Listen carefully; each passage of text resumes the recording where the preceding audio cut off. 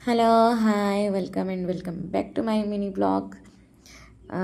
तो मुझे आसी पहुँची जलसर स्टेशन रे। जलसर स्टेशन आसिक पहुँचवार रिजन एया कि मत जाबार मो मामू घर खंदापड़ा। तो देखो जलसर स्टेशन व्यू बहुत बढ़िया थिला।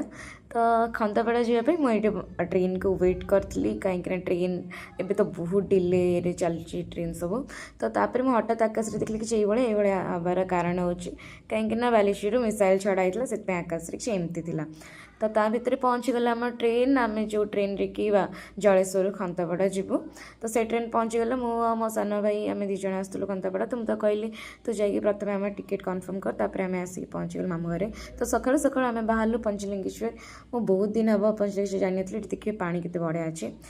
मु पंचलिंगेश्वर जानी अराउंड 5 इयर्स हम। मुझे सब भावे पंचलिंगेश्वर जीवी जीवी जापरे घर पाखे थी मुझे जापरे।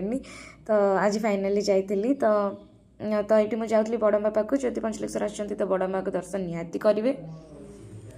आम बड़म्बा दर्शन कर घर को रिटर्न कलु। जदि आपको वीडियो भल लगे लाइक शेयर एंड सब्सक्राइब करेंगे।